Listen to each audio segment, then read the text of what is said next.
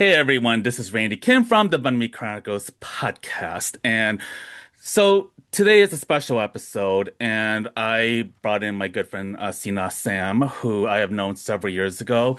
She was on my podcast 6 years ago, um, and which feels like a whole lifetime ago. And I think that was like the longest recorded episode. We talked for over 3 hours to the point where I had to put it into two parts. So I don't think we're gonna get that far.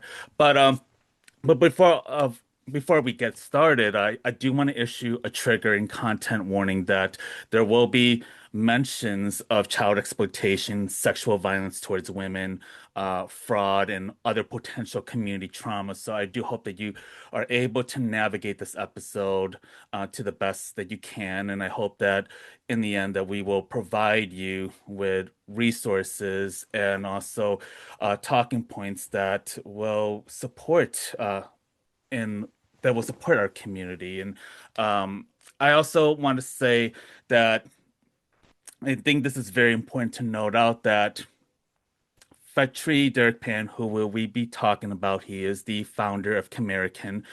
He has not been charged or convicted of any crime. So we want to be mindful of acknowledging that the claims against him are allegations. And in this episode, we aim to address the allegations, the context and history of Khmerican and its founder, and also opening dialogue about the safety of community spaces and the toxic, harmful leadership of certain Khmer folks in these spaces. So, the purpose of this episode is to not encourage or endorse harm or threats towards Vetri. It is also recognizing that he has not been charged with any crimes.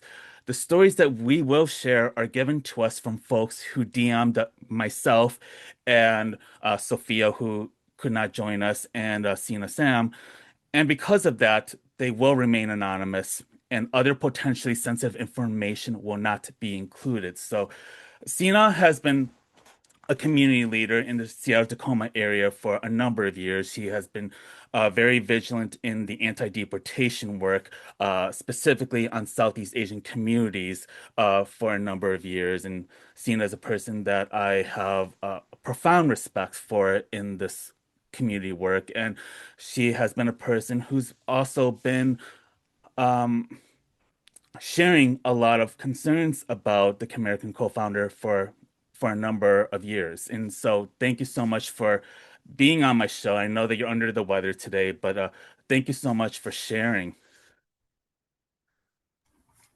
Hi, Randy. Thank you so much. Um, yes, I am so glad to be with you. And thank you so much to being open to hosting and really making space to have this conversation as it's come up um, for a long time as an issue that hasn't been formally addressed publicly. And so I may not be the best authority or even the most impacted voice to speak on this, but I think it's important for someone who is trusted in the community to speak on it. And fortunately, I have the privilege of many who do look to me to be a voice of representation, especially in advocacy areas. So I will do my best to go over all the heaviness that we will and try and open up ultimately recentering of safe space and newer tools and norms that really will allow for um, addressing these type of issues when they are first experienced instead of the decades that it has taken for Mm. us to get to where we are now. Thank you so much, Sina. And I know that we're not always going to cover everything and that we may miss certain context and clues. So we do apologize in advance if we do not cover that or if there is certain fact checking that needs to be done because I think that there's so much to be said. And what we can share is that Khmerican was founded by Phatry Derek Pan, who is a 1.5 Cambodian American refugee in his mid 40s and been based in the Seattle, Tacoma, Washington area for a number of years before living currently in Cambodia. Now, Khmerican, I believe, was founded nearly 20 years ago. And this was like during the time of where social media was starting to make its presence known. And there were very few digital community spaces for younger Khmer Americans. And Khmerican, uh, from my understanding, was started during around that time to bring and elevate the voices of the Cambodian American dia or Cambodian diaspora people. And and I believe it was like really the only platform that was recognized from a national level among Khmer folks. And so I was wondering about what you knew about Phatry growing up because you grew up in the Washington area, and what you knew about the beginning of Khmerican and your understanding of it. Sure. Thank you for that disclaimer and sharing that with everyone that this will not be an exhaustive, comprehensive history or telling of um, anyone's specific background, especially Phatry Derek Pan's. I share this to say that there are many um, community members who know him much better and who are closer with him, and whether or not that is now something that is controversial when there is a prominent figure who is being called to accountability for indiscretions, harm, abuse, exploitation, any of those things. Of course, it gets very difficult to speak up and to share. And so I think for me, because I have quite a bit of I have the privilege to be to have a bit of a distance from him, as I'm not directly what I would consider a victim or someone who has uh, been harmed recently by him. I met him initially in college at the University of Washington, and many others in the community through the Khmer Student Association at the University of Washington. We, as young folks in our early 20s and some late teens, just coming to college and having that experience, as many of us know, in the early 2000s, mid 2000s, during that time, it was very hard to find community, especially in higher education spaces. And so when I first met Phatry and others, young leadership in the Khmer Student Association, it was through a production, a theater group who's putting on a play for essentially for our elders and our parents and for ourselves to find a place to try and relate to our try to make visible our experiences and trauma. And it was a play about the Khmer Rouge era and Cambodian American families in the US. And at the time, I was very excited to be in that space, and I still am. I'm still involved. I still mentor students and stay very connected to many student associations across the country, especially Cambodian American ones. And during this time, there was only the social online presence of a website or a community called Khmer Connection. And that is also a place where a lot of millennial Khmer have experience of connecting with one another too. And Phatry happened to be in both places very prominently through his pushing of wanting to do at the time, I felt like very good endeavors in wanting to have Khmer language classes, interacting with other Khmer students, and trying to bring up visibility as much as he could from what I knew of him. And so when we first initially met, along with other young Khmer students and leaders of our area, we were first friends. Honestly, all of us knew each other. We tried our best to really bond, and really, honestly, it was trauma bonding, in a lot of Khmer American spaces, coming from genocide survivors as our elders, and us as intergenerational second 1.5 youth. And so initial interaction was as friends, as student leaders. And quickly, through my connection and through just personal experience, I did come to learn there was a lot of red flags and experiences of warnings from elder student leaders, like the officers of the Khmer Student Association at the time, who were the um, cohort above ours, are the incoming freshmen and sophomores at KHSA. They warned us as new officers and those who were wanting to put on Khmer cultural New Year shows and conferences and summits, and really doing what young activists and young organizers and young leaders do, which is really try to elevate and make visible our communities and our struggles and our um, like narrative building, right? Narrative building in the sense of who we are as young people, where we come from, the communities we represent, and our identities. And maneuvering through all that, trying to, especially if you listen to our first exchange in podcast together, Randy, you can really get an idea of what all was happening during that time.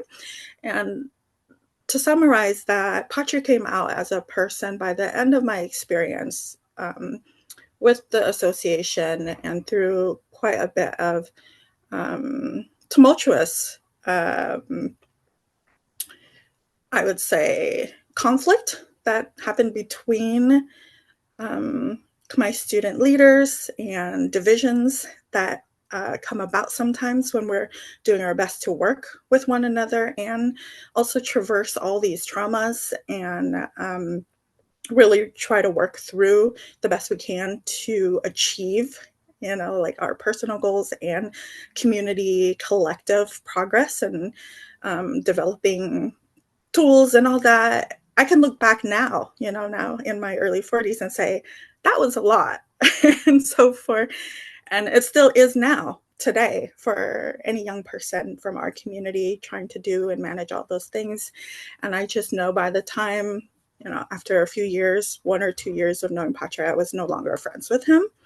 And it really came about because of behaviors that he exhibited in being very aggressive and wanting to have his voice heard over others, making decisions without consulting with like consensus being reached, the importance of community, building community in those ways. And that's something I've always taken with me since my early organizing days, is that if there is division that comes up, those who are most interested in pushing forward, whatever it may be, a project, a vision, a cause, with knowing that harm is happening and not pausing to taking into account how to address it, or how to at least move forward with everybody as much as possible. That has always,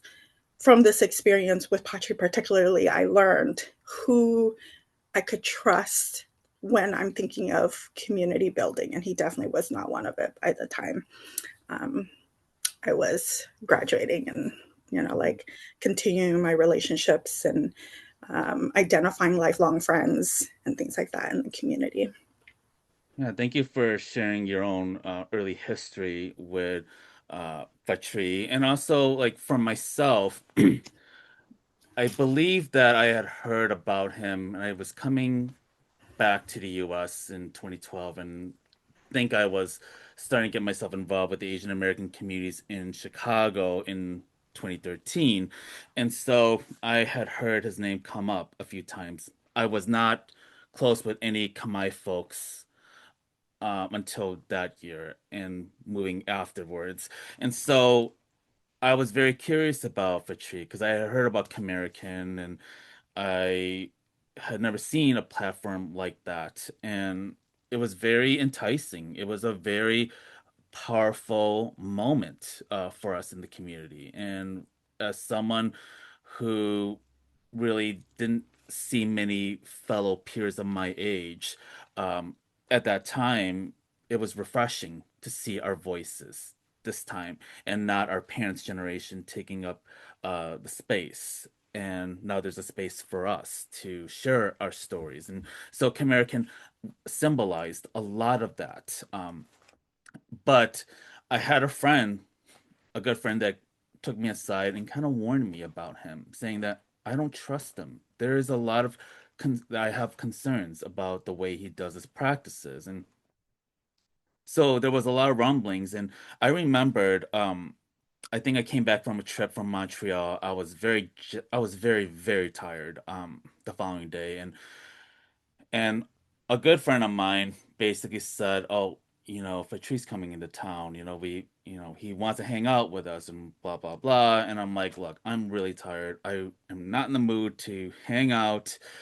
And my friend kept convincing me, he's like, "You gotta meet him, he's very important to our community." And I'm like, "Fine, go ahead." And I remember I was like half asleep the entire ride. And, I don't remember a whole lot of that conversation, but all I did remember was him talking about Khmerican and uplifting Cambodian people. And he said that ad nauseum. And I'm like, okay, that's cute. Um, but then after that exchange, I started to learn more and more about of other people's stories about him. And I was a part of this Kamai group in Chicago, and one of the co-founders wanted to invite him to Chicago and do a talk.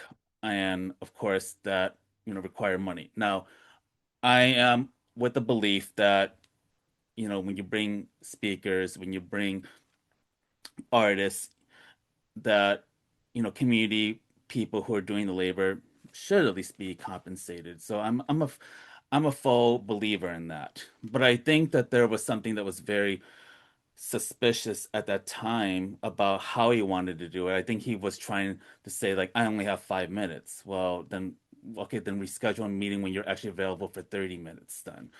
So I didn't like the rushing because he wanted to have us make a decision within 5 minutes and I wasn't going to go along with it. And so it caused tension between that group and I. And I think the rumblings got louder about him around 2016. I think this is kind of when were starting to share their stories. Like it wasn't known then on a national platform, like on a public call out on Facebook, but it was like an open bad secret. It wasn't open bad secret that community members were whispering to each other. It's like, yeah, you gotta watch out for him. You gotta watch out for this guy. This guy's been grifting. Like, this is what he did to this organization. He grifted them. There were a lot of allegations that were coming up. And for me, it made me pause about ever considering to support him. And I think it's a big credit to Sophia, who couldn't be on the show, but Sophia made a post recently and she had talked about toxic Khmer leadership. And I think that when she made that post, she talked about, with us how people quickly responded, and most of the comments were directed towards Phatry, who comes up very often in those conversations. And so people started sharing their stories with her. And as a result, she made a public post back in, I want to say around November, late November of last year, to talk about the allegations, to talk about the predatory and grifting behavior that community members have been accusing him of. So in that post, if anyone wants to look it up, or you can look at my Instagram post, a lot of folks chimed in and shared their own stories, shared their own experiences. Um, and it really spoke volumes. And during that time, um, Phatry and Khmerican, he also had other accounts. He had Perfect 10, which we will get into. He had another handle called Khmerica. Um, there were other handles that he had. And so there was no official response from him. There was no conversation that he had with me, Sina, or Sophia about the allegations because we were the ones that brought them to light. So nothing was being said. So it also tells me that when you are staying silent, especially when you have very serious allegations, it really speaks volumes. It really draws concerns. And he knows very well when he looks at all these comments, not at one point did he even um, say anything in response to that.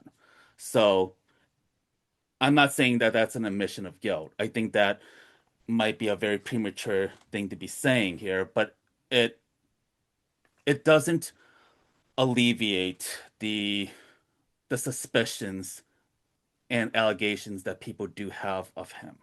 And so um, I felt when I saw Sophia's post, I had reached out to her saying that, well, finally, it's about time someone actually caught him out, publicly. And I thought about that for a moment because for years, as I was mentioning, he was an open bad secret for so long, but he was never named um, publicly or called out publicly um, on social media and digital media and whatever. And I remember a couple of years ago, there was a time when I was talking to a couple of like Cambodian folks in Seattle. I think you might be included in that conversation that we wanted to consider calling him out. And, we had a good conversation about it, but for some reason or another, it just fell by the wayside. So I thought about, wow, we let an opportunity go. And I am, part of that, of not being able to call him out. So I felt like when Sophia made that post, like, okay, we need to continue this conversation. I mean, not just a conversation about him, but also the pervasive nature of Khmer leadership in our communities and how there are toxic community leaders and members that drive away a lot of community members from their community. And so I think what that really speaks to is there's something that was missing in all of this and being able to call them out, and it took this long. But I also knew that when I decided to make a video because I felt like we needed this conversation. We needed to keep this going. And so a lot of people responded to it and voiced again their own experiences, their own concerns, and their own suspicions about him. And so I think that really, I think that really made me realize that yeah, I think we need to continue this conversation, and this is why we are here to to name this. Um, the last several years, he's been in living in Cambodia. Rumor has it that he left because obviously there were so many bridges that have been burned with a lot of Khmer organizations and groups in the U.S. that it would be impossible for him to be present in those spaces without dealing with the potential backlash. I don't know if there's truth to that, but that is what it looks like, and that he decided to start his own work in Cambodia. So I think the last several years he has been working to connect with younger Khmer diaspora, Khmer local folks for his modeling agency called Perfect 10. There's been allegations about his association with very young Khmer women. Phatry is in his mid 40s. Some of the women are allegedly teenagers to barely legal adults. Now, I looked up the legal consent of the age of consent in Cambodia. It's 15 years old. So there's also a legality issue of what is considered legal. So, with that said, it doesn't escape the questions of of grooming and pedophilia that gets involved, even if it's technically legal at 15, which in America it's 18 for a lot of places. I think with that said, um, I think that it's getting to this point where we do need to have this conversation about what it means to hold our leaders accountable, but also how and why a person like him provokes such a visceral reaction from the community. Because what I do notice, and I think why we struggle to name him public the way that we do, is because, dealing with the genocide, dealing with the struggles of refugee resettlement, um, it's such another betrayal to have your own community member stab you in the back. And it's there's this shame. There's this like, I can't believe I just got grifted by my own people. I mean, there is that feeling, or like, I need to forget about this, like pretend this never happened, or that, yeah, um we struggle to handle the the emotional responses that come through our head because it's so triggering. It's very activating that we don't know how to, or we struggle to figure out how to place the anger, the frustration, the betrayal. How do we channel it to do something productive? So I think that's kind of where we struggle about not having that dialogue. So I know I'm kind of going on a pretty long tangent, but I'm curious about when you saw Sophia's post. And I know in the past you have been openly calling Phatry out in, Cambodian groups when his name gets mentioned. I'm curious about what your reaction was, but also what how people respond when you bring him up to uh, community members. Yeah, thank you for saying all that and laying it out in terms of um, definitions that I think it's so important for us to be familiar with, legalities, as well as just levels of social, emotional, and physical exploitation and abuse.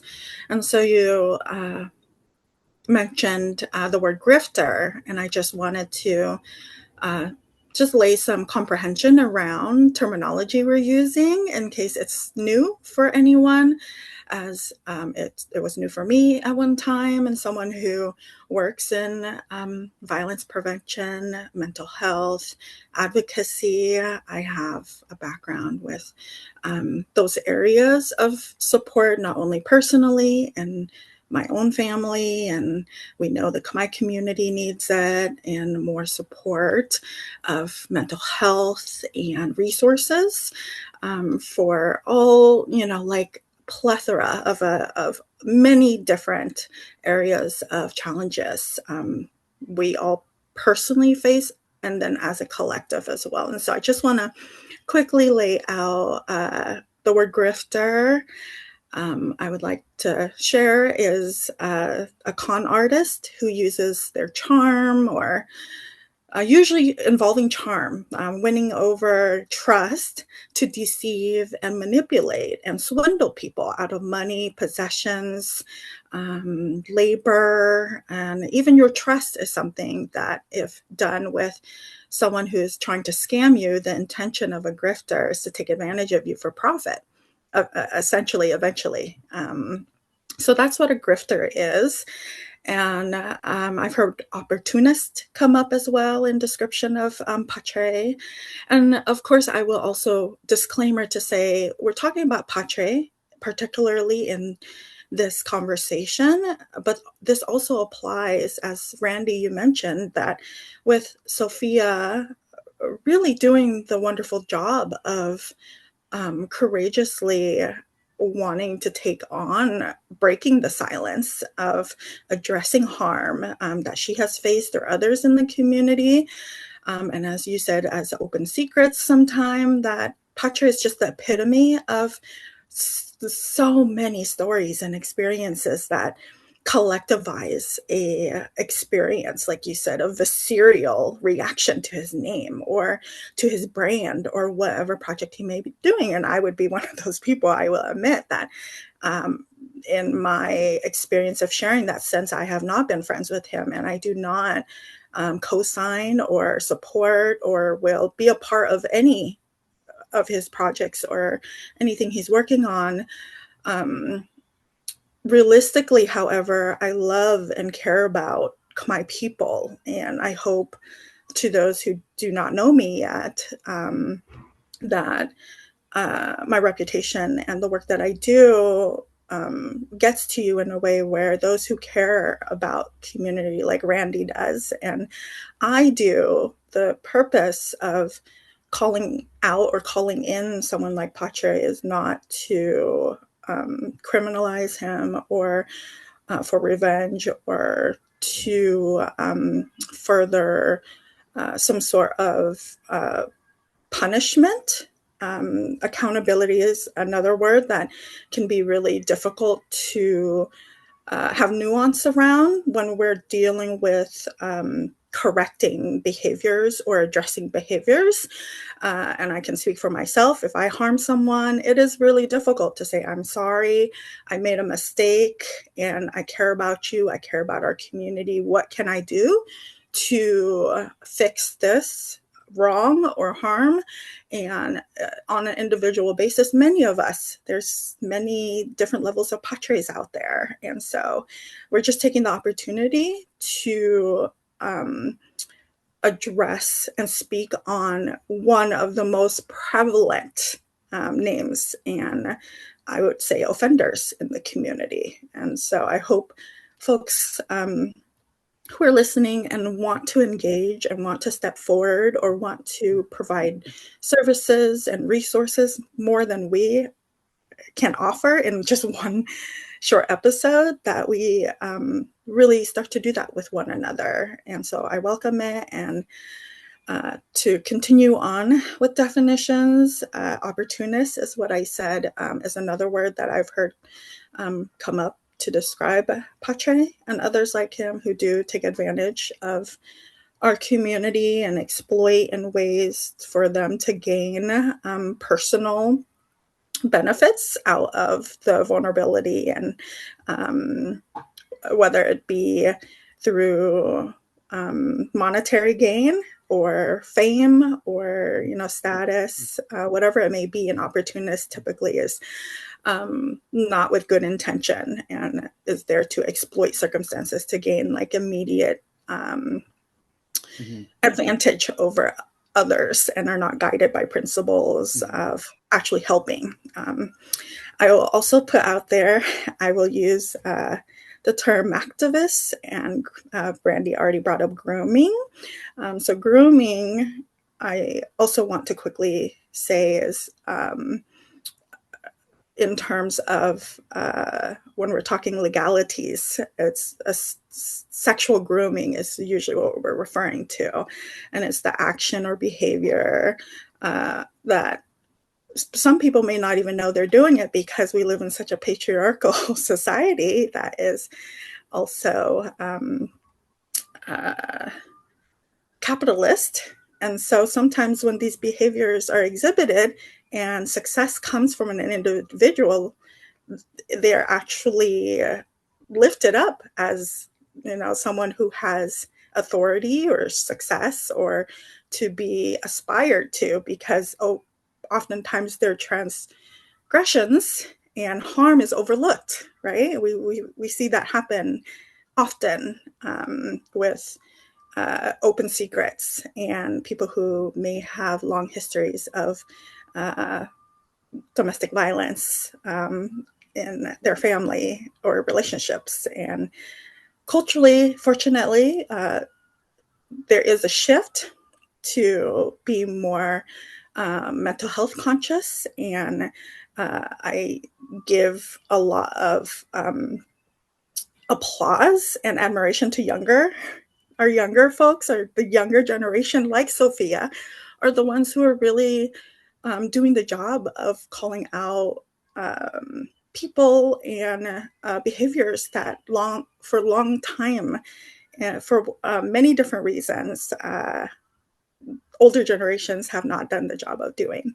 And so sexual grooming, we know this happens, even if we don't know the terminology, or maybe it's new to us, but the victims and the experience of women, children, including boys, there is, exploitation and abuse of just vulnerable people.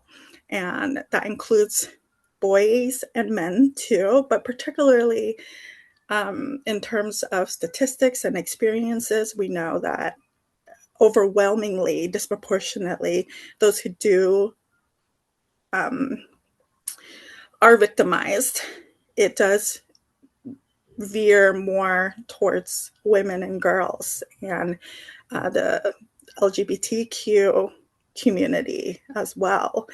And so grooming, I say all that to say that I want this to be as holistic as possible in terms of accountability. It's not just about punishment.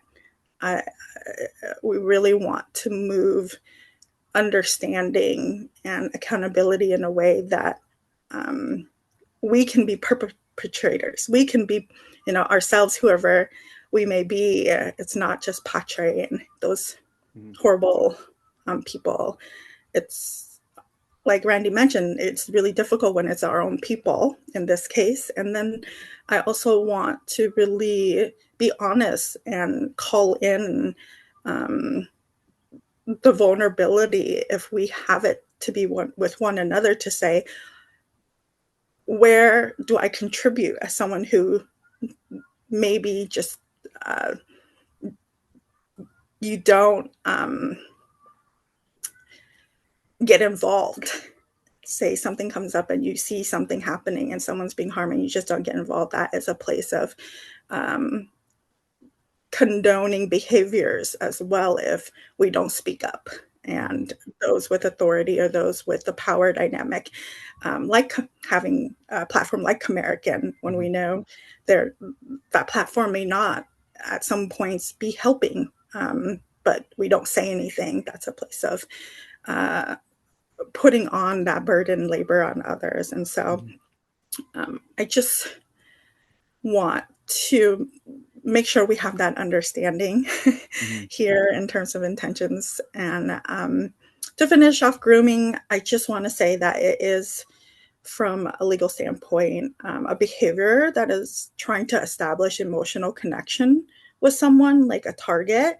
And sometimes it's really obvious and intentional. There's steps and interactions where it's very premeditated and it's insistent and invoke a guilt on the parties who don't partake or submit to it. And oftentimes power is used to say, I'm someone who's trusted, I'm someone who has a following, or I'm someone who so-and-so will back up. And so those who find themselves in the situation where you're being groomed, you may not know it, you may not see it until it's too late. So I hope we'll go over addressing some of the tips and ways we can identify when we ourselves are maybe receiving the grooming or experiencing it and don't even realize. And maybe those who are exhibiting those behaviors, because it is so prevalent in a patriarchal society where men are centered and those with power are centered, those with visibility are centered, authority is centered, and they often are the ones who can commit these type of exploitation and abuse without accountability or being called out or folks being able to ignore it. Would really love for us to have a conversation where we try and move away from that culturally or socially as much as possible and really allow for honest conversation when maybe even say I myself am exhibiting, grooming behavior, or I am myself in a place where it looks like I'm causing harm to someone else in my personal life or my community. Mm. I know that was a lot, Randy, in answering your Yeah. question. Yeah. Um, Yeah. And I wonder like in the past, like and like what the reaction has been from Phatry when he's been called out by mhm, individuals. I don't know what his response has been, but I'm also like curious, like what does accountability look like for him? I mhm, think that's the question that mhm, goes beyond just me and you, but like from a collective standpoint and the people that were um victimized by him, the ones that have been accusing him about his uh about the harm that he's caused. So I think the question is, what does accountability look like? I think that's an open-ended question that we really need to be having.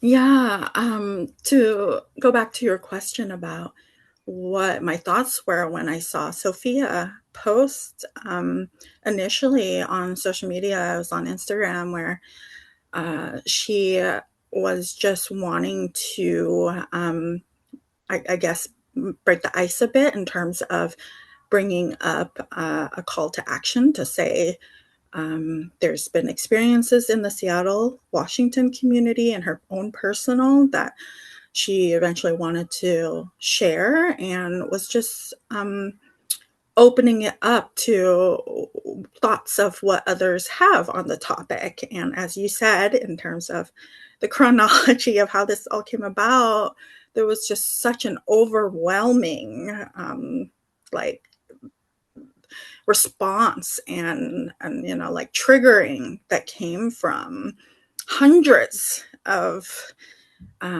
messages that she received and you received, Randy, and I received in support of Sophia. And so what came from that, and as you mentioned, that I've been an outspoken individual in the community who will speak up and say that I do not support Patre or I will not work with him, or more likely people will approach me and ask me about him or tell me about whatever interaction they are having through the years. And I think the accumulation of that um, over decades, it's been at least 2 decades now for me in this experience. So I can imagine, without being a direct victim of some of the more really egregious and serious types of experiences that people have shared with us, is that this is something that just really is not only not okay, but it's just unacceptable to allow to continue with a response that we're receiving from people. It's almost an outcry of, will someone do something about this? And, or what can we do about this? And like you said, there's been so many instances of people coming together, and we've been a part of those conversations throughout the years where people want to do a petition or want to do a public statement, or there's some people who have wanted to sue him who've approached me and asked me about those type of avenues. And for someone who, like I said, I feel like I'm trusted by community in advocacy spaces. I think when it comes to accountability, when we have our young people like Sophia, and she doesn't know him directly, she hasn't had any type of victimization story like others have had, yet she has the burden now of holding the the space and the emotions and the questions of what do I do about this now? And that is so, to me, that's so heartbreaking. And in some ways, I understand a little bit more of like maybe my parents and elders who, when they, as refugees, are trying to do the best they can to, create a um, safe and like really better life for us, that they run into a lot of trouble in trying to, figure that out for us. And some places they fail, some places they're still struggling, some places, like we may never reach a place of older folks understanding our generation, millennials. And then I see Sophia and other young folks, I'm hearing all these personal stories coming out of Cambodia, and girls in particular, young, very young women who are Khmer and have these stories of interaction with Phatry. And I will be honest and say it's not just Phatry. It's very common to hear it from Khmer cis hetero men in the community too. And so I think it was just a breaking point for me where seeing Sophia was a reflection of how much I have been holding to support and care for personally and privately individuals in the community who have direct experience with Patre, but also in extension, a type of culture where it's very difficult to try to call in and call out people in our community, particularly our cis heterosexual men, Khmer men. And, me doing the work of anti-deportation as well, that has that intersection of detention and running into the law and criminality already. And I know the statistics and I know the disproportionate impact of what state sanctioned violence looks like, the history in the US, our history as a community. And so it's a lot to really nuance out when you ask, what does accountability look like? Mm-hmm. There's so many layers and nuance to get to a place where we find the appropriate, or what's considered the appropriate measure or pathway to what accountability looks like, because there's so little of the examples that we see, especially publicly, of how to do this together. It's either, send them to jail or deport them or punishment in some sort of violent way. And very little is it examples when we're doing restorative justice, which looks more like community accountability, just because of, structures. Sometimes the power, oftentimes, of course, is in those who already have authority and those who are in privileged positions. And then when we're talking about like sexism or gendered violence and LGBTQ violence, transphobia and homophobia, like all the vulnerable groups, it is so difficult to, really get that critical thinking where we can analyze and then have open, honest, and caring and loving restorative approaches to accountability. And just so to, in short, what I'm saying, the answer is I don't really know Hmm. what accountability is going to look like in this situation, especially particularly in regards to Phatry, because I think it also needs and requires his involvement. We can't do accountability without all parties being involved, including those who are perpetrators, those who harm. We can do healing, we can do how can we support people who have been harmed, ways, and we should do those things with one another, support those who have experiences where they're saying this person makes me uncomfortable, where they're saying this person has harmed me, has violated me, and really having that as a shift in priority to center those voices. So those who feel uncomfortable when they have their personal experience, whether it's with Phatry or whether it's with another person in the community, or whether it's with me, it could, it might, maybe I've done something. So not putting that out of the possibilities, if we approach an environment of calling in our people with restorative justice in mind, which is a way to really have all parties involved to um, account for, address, name, have everything out to say this is a space and a process that is going to humanize all of us, and say we could be victims, we could be perpetrators, because that's what, being human is. We make mistakes, but it is really egregious and it's wrong, and it should be unacceptable if a person is harming someone else like Phatry is doing, Hmm. and we don't collectively, if we call ourselves a community, protect those who are being harmed and center their comfort, their healing, their voices publicly. Like it shouldn't be just a open secret that Hmm. we don't directly address, and it's relied upon by personal relationships just to warn one another.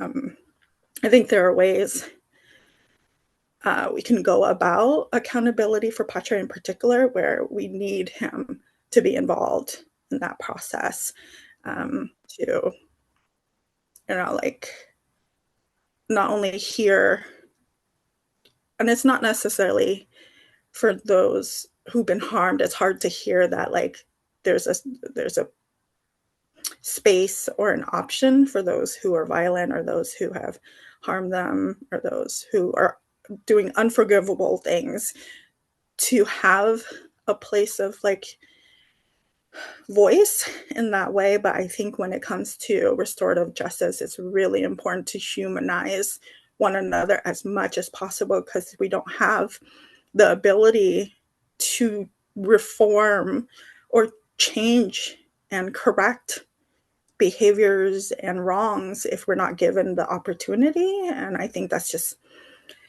my a lot of my own personal principle when it comes to extending to my organizing work of um, really being an abolitionist at heart, that there's no form of violence that really is going to help bring us to a place of liberation and love and community safety and self-safety without humanizing one another first. And then from there, the agency and the option and the opportunity is up to those who have harmed. What are they going to do with that information? What are they going to do with those accusations, and hearing how they've harmed? And if they've done that, they're they're there at the table to hear how they've harmed. And it can be up, some situations is not just black and white of here's the victim and here's the perpetrator. There's situations, and I've seen this often working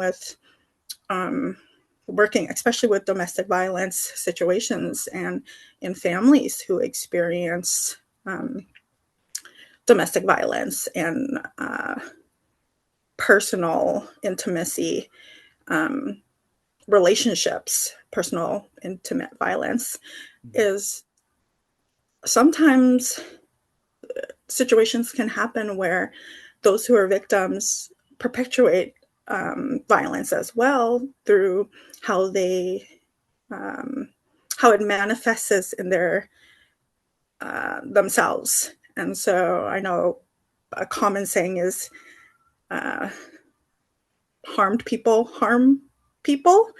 And I hope that people know that with that saying, there's healed people heal people too. And it can be a mix of, you can be someone who harms someone else and then also be a victim as well. In the case of, say, in families where a parent is, physically abusive and they're really harming their children and like hitting the children, and then the children hit their siblings or their partners or their friends. And so you see how it's not so easy to say, let's hold this person accountable. And again, I'm going off of just modalities of different therapy and psychology Mm-hmm. and pulling from mental health trainings and intervention training and things like that to say, I just know it requires um, full involvement in order to do accountability. Mm-hmm. And if Pacha's not at the table, then I feel like true accountability is not going to be there. We could go the route of people suing him and people calling him out and all that. But I know the important option out there is that there is support and healing that we really want to get to those who have been harmed. Mm-hmm. So even if we don't have Patre and those who perpetuate violence at the table Mm-hmm. participating in how to um, restore, Mm-hmm. restorative justice process, that then we can still step in. And I hope we do continue to do this. You, Mm-hmm. Randy, me, others involved, and those who I hope Mm-hmm. step forward as well to Mm-hmm. work together to shift the narrative to say, let's make the safe spaces. Let's move the needle in making sure we center those who are uncomfortable, those who have been harmed, and believe them when particularly vulnerable groups, girls, boys, Mm-hmm. um, Yeah. women, LGBTQ folks, say they are uncomfortable or they are um, isolated from community, and they're the ones who step away because the perpetrator is in those Mm-hmm. spaces, or they are Yeah. leaving the conversations, or they are the ones who are still welcomed into spaces. It's those who have been harmed who have to step away and who have to do the job of minimizing themselves and being quiet or not causing quote unquote trouble. Mm-hmm.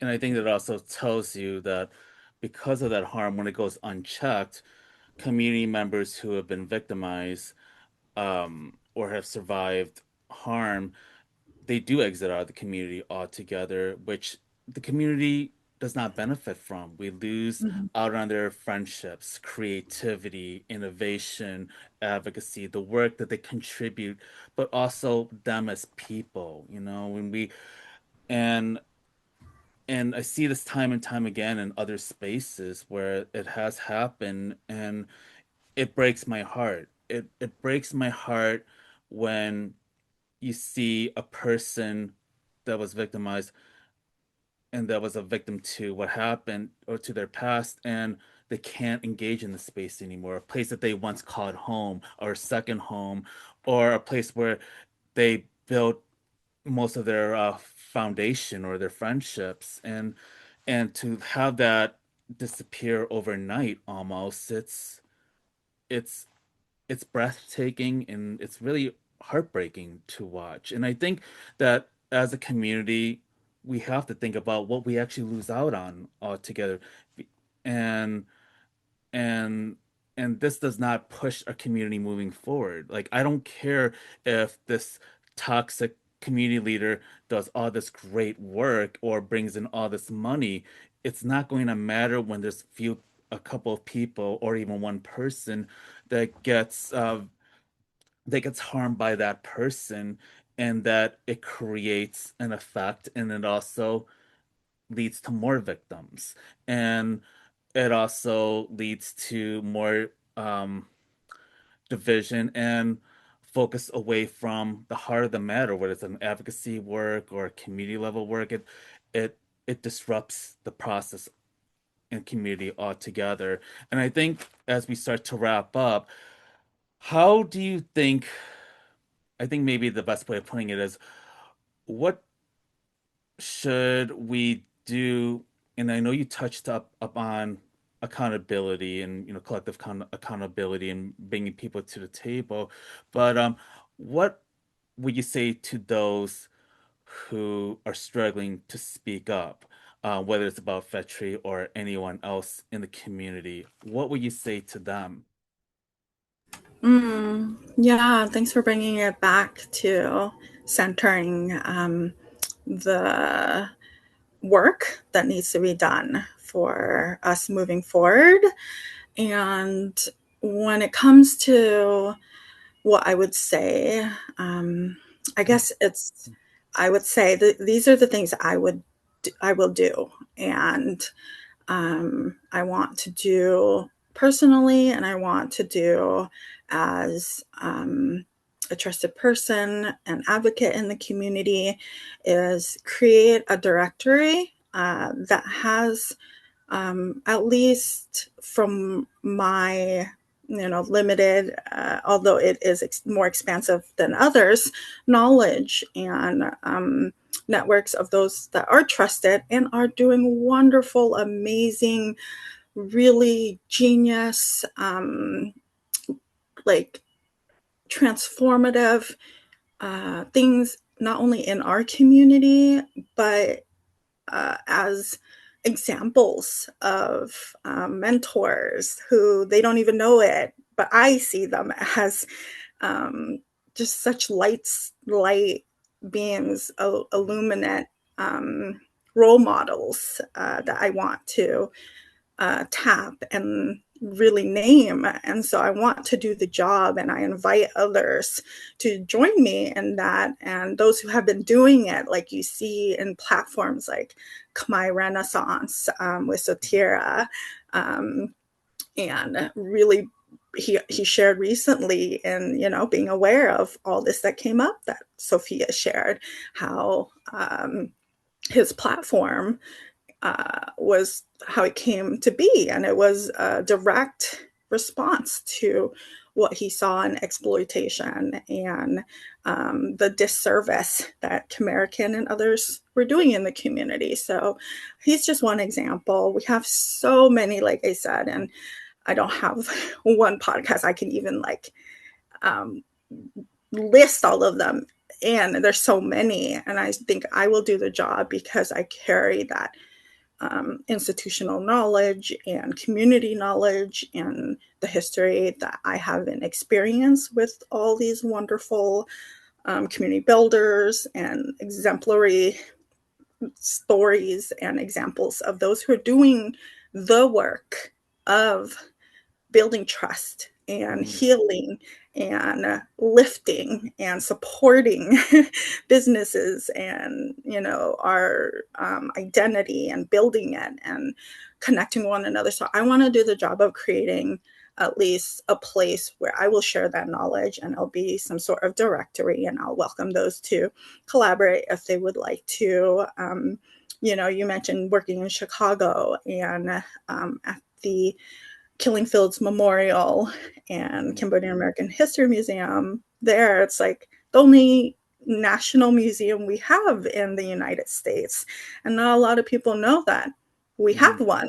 And so I think sharing knowledge is really important to combat the vulnerabilities that our younger generation and others who are just maybe interested in learning about who is who in the community, and especially those who want to get started in an area they're not familiar with. If they want to become a doctor, here are all the Khmer doctors. If they want to be an actor and an educator or an artist, we have so many professionals and creatives and trusted, um, I would call community members and leaders and um, folks who should be mentors, but that we don't have established um, institutions that build that in for us like other communities do.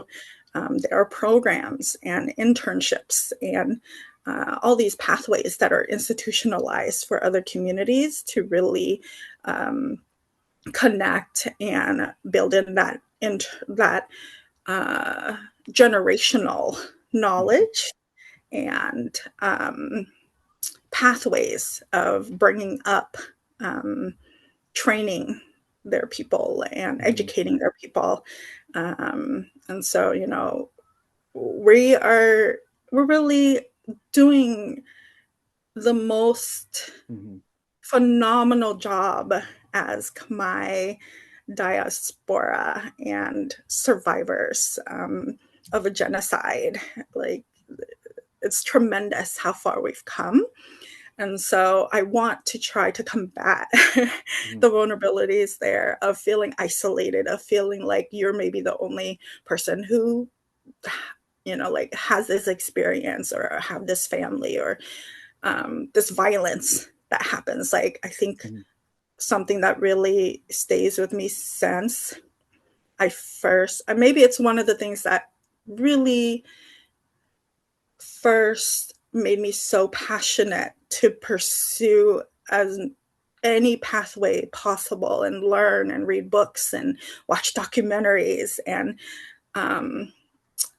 listen, become like the empathic person I am for the community, is that I kept feeling, even personally too, I felt this, that what feels wrong about our community, or what feels like we don't work, or why do we have all these problems? And it became such a deficit, approach of existing. Like, when Khmer people get together, I've heard over and over and over people say, you can expect drama, you can expect issues, and it becomes a place of feeling like really it's something naturally wrong with us or embedded in us, as a person, as an individual, as a family, community, or as a collective. And there's so many things that create that environment to feel that way.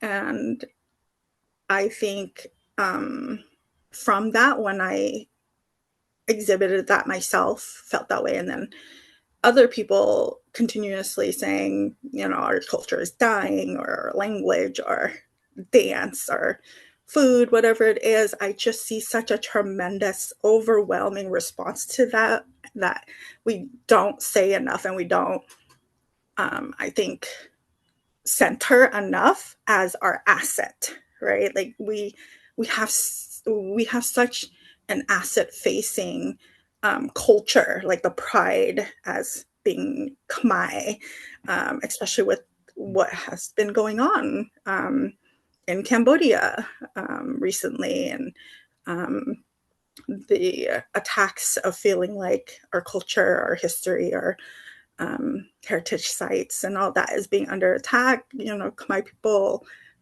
the world over, I feel like I see the visceral response of saying, of coming together, but really, I feel like approaching as much as possible to say, I have so much faith in knowing we're going to be triumphant in having our younger people still speak our language, still know our history. Just because having to start over from nothing and a Mm-hmm. genocide. You're starting from being a people that is erased. So I understand where that comes from, but as much as possible, my approach is going to be asset sharing, where the work is being done, the people that can be trusted, and the accomplishments, and what's in the works and what can Mm-hmm. be. And so it's not um, a place where we're thinking that we can't do anything about anything, Mm-hmm. like a place of, as much as possible, that things are hopeless and Mm-hmm. things only get worse, right? Mm-hmm. And moving away from um, overthinking in that way. I'd rather Mm-hmm. be a overthinking optimist, I guess, in Yeah. this approach. Yeah, and I think one thing I forgot to mention during this episode is that yeah, there were a lot of Cambodian folks that were coming to Cambodia, a lot of them for the first time. I know I did last year, and I knew how transformative that experience was. But then, for Phatry, from the stories that I have heard, like, he would offer them a place to stay, reach out to the young Khmer diaspora folks, and I think that this is something that we all have to talk about collectively, as a community when we're making that pilgrimage for the first time or the fifth time, and discovering our own relationship with the ancestral land and what that means for us moving forward, and how, you know, there are these are examples of vulnerabilities that can be exploited in this case. And I have heard these stories from folks that shared with me about how they feel that their first trip was tainted because of their association. A lot of it was associated with Phatry, who was leading the charge. So I think that also really speaks to how do we find ways to support our own young folks, especially that are just trying to learn about their identity and not be put in a position where there's harm and where their own vulnerabilities get exploited and to the point where they disappear forever from the community. Again, this kind of goes into that cycle. This is kind of going into that behavior that we see happen in many other spaces. And in closing, I will offer, like in the episode notes, like some of the resources that Sophia did share with us. I know Sina, you um might have a few things as well too.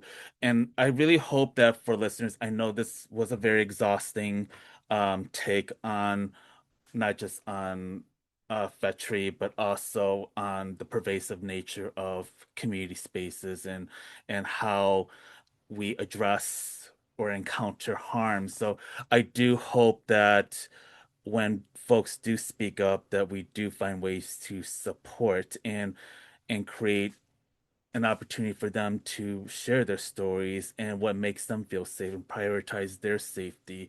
Because if we lose one, we lose everything. I think that's the way I, try to think about this. And I hope that folks listening to it, I hope that you do take good care of yourself. I hope that you do take your time and, think about how we can make spaces better and more accessible for people and listen to the voices that are more marginalized than we are. But Sina, I was wondering if you have any other lasting comments before we close out. Yeah, absolutely. Thank you for closing it up in terms of next steps or opening the space to move towards centering those with most vulnerability or feeling marginalized or isolated.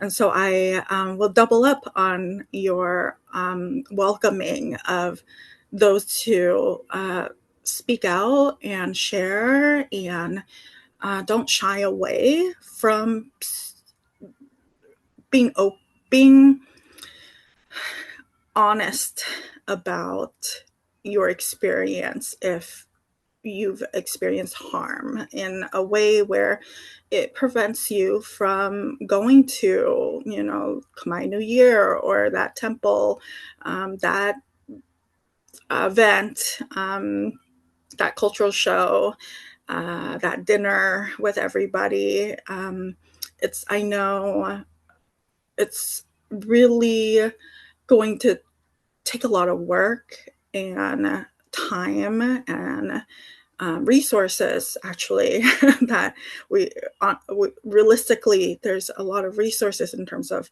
mental health support, even like medical care. A lot of folks don't even have that in itself, and safety, feeling safe to even feel vulnerable to address all these interpersonal, what is considered private life issues. No one wants to put any dirty laundry, especially if it's your own, out there. And I just want to uplift that invitation to say, I think we do have the ability and the people and the intentions there of those who are helpers and those who love our community and those who really care. I have seen what it looks like for someone myself who had, in my childhood, was very violent, and have learned through therapy and really putting in the effort and taking the initiative to join the table to do restorative conversations and accountability, not only for myself, but from learning those skills to help facilitate that with others. And I know there are educators and mental health providers and trained clinicians. I know it's not a lot of us, but we have them in our community. And so I guess I want to say that I would have two calls to action for those who, like, are listening, and maybe you're hearing all this for the first time. So it's really new to be a part of the community in this way. But I would want to extend the call to action to you to say, is there something you want to do in the Khmer community in particular? And maybe it's, whatever your ethnic background is, or whatever your background is in community that you want to have with others. And there is a barrier, maybe an experience, a negative one, where you feel like, because of that experience and maybe a particular individual or people, a group of individuals, who them being there prevents you from feeling like you're welcomed, or that you will be treated poorly or negatively. I would really encourage you to think about first what prevents you from being in that space, and if that is the case, it's certain people and experiences that makes you feel like you don't belong, or that you will be ostracized, and you're in the position, and you're not in the position of power, meaning you're the person who will likely be excluded or be told to leave, or you feel like you have that vulnerability, then likely you're someone who is experiencing the power dynamic of a typical victim in a situation where the perpetrator is being centered from that experience. And so I encourage you to look to who are the people who believe you, and maybe if you have the resource of support, like a therapist or a trusted advisor, mentor, friend, whoever is trusted to you and you can share that with, find conversations of building out your safety network. And so then I know I'm speaking to those who are typically the victims right now. And I'm saying, I think that I've seen in my experience that is helpful, because then you're doing the work of trying to heal for yourself and building a safety environment for yourself as best as you can, and really think about those things, and not just ignoring it and just being like, oh, I'm not going to go to that event. I'm not going to, I don't want to see that person. Therefore, I'll be the one to just not go. I really invite you and would put a call to action to say, you deserve to be in those spaces if you're someone who wants to be a part of the community. And so hopefully in building safety for yourself, you're doing that healing work and that safety building work for yourself. And then hopefully on the other end, to those who are the ones who are harming our community, speaking to you, this is the call to action I would have for you. If you do, and I want to say this with the most love and care for particularly Khmer men in my life who I do organizing work with, who is in my family, who is some of my closest friends that have been abusers, who have assaulted others, sexually assaulted, who have exploited, and generally harmed others that I know of. Speaking directly in this way to those who have harmed, I've also seen, because they are some of the closest people to me, because of the work that they have done to address and to, as best as they can, change those habits. I've seen the transformation, given the stepping up that people who harm will do, and be honest in wanting to stay in community as well. I've seen them do the work, and that is possible to come to a place where, at least on an individual level, they're no longer abusing, assaulting, taking advantage, or being violent, harming others, at least on a personal level. And there needs to be more of that. And so I speak directly to those who do recognize and know that they have harm, to please also share your stories, to not just have it be the victims or those who have experience harm and feel isolated, no longer showing in those spaces. I would love to see the leadership of those who recognize that they have harmed someone, or someone are saying something about them that, hey, you violated me, or you make me uncomfortable, or I don't go somewhere because of you. When you hear that is an opportunity, instead of just an attack, taken as an attack to like continue that cycle of violence. And sometimes people don't know how to approach, this topic is so difficult. But if we, like I said, really approach each other with humanity at first, at least have that as a foundation, I hope that leads to, okay, the perpetrator, if you're the person harming, did you hear how this harmed that person? Make space for it, and then go from there on what can be reconciled and what can't. Sometimes there's people who's never going to work together again. There's people who don't want to come back to community, and that's unfortunate. But I hope that in those two call to actions, that we speak up more if we are someone who have experienced harm, to create healing for ourselves, to approach healing, to make healing for ourselves. And then if we're causing harm, to be open to accountability in ways that is restorative, that it's not just going to be punishment and, being garbage and thrown out from the community. I don't believe anyone is, like